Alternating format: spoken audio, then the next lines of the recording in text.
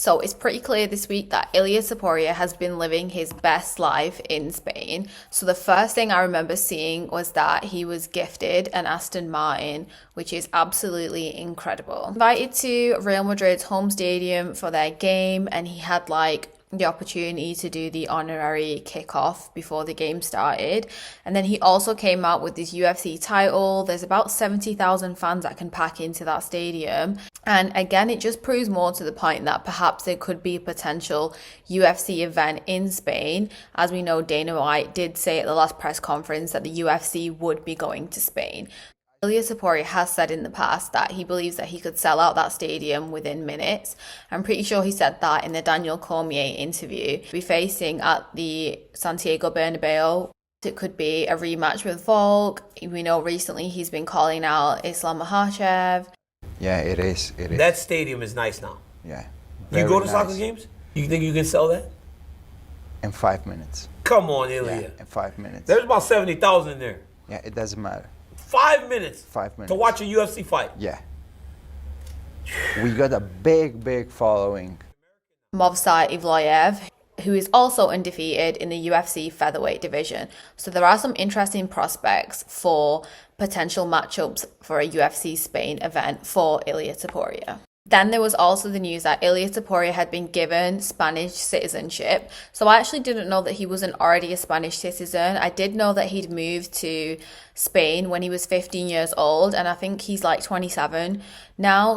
In other MMA news, Israel Adesanya was on Theo Von's podcast, and he revealed that he was offered the UFC 300 main event to fight against Dricus du Plessis. However, Dricus du Plessis' team did not accept. I'm gonna meet for 300, and I was like, "Yep, let's roll."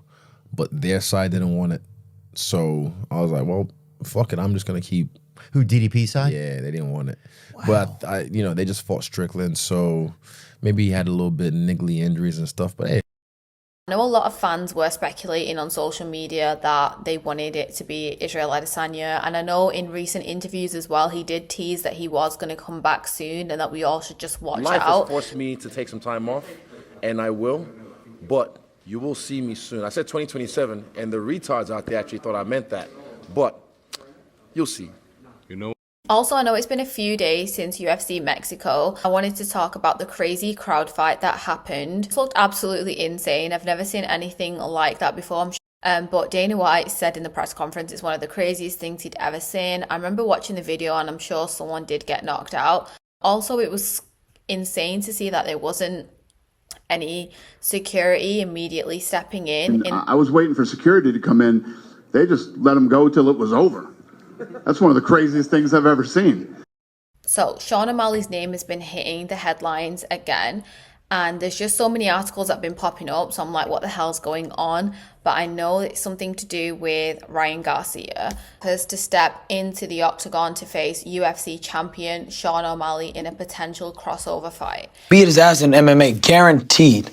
In MMA? Yeah, I'm a natural. You don't understand. I'm a natural wrestler. I just beat my security that's a wrestler. I would destroy Sean O'Malley. In the UFC? In the UFC. I've already sent text messages to Dana. Yes. I've already got people that are connected to Dana to ask him, let's do this. I'll come to UFC, pay me a bag, I'm there.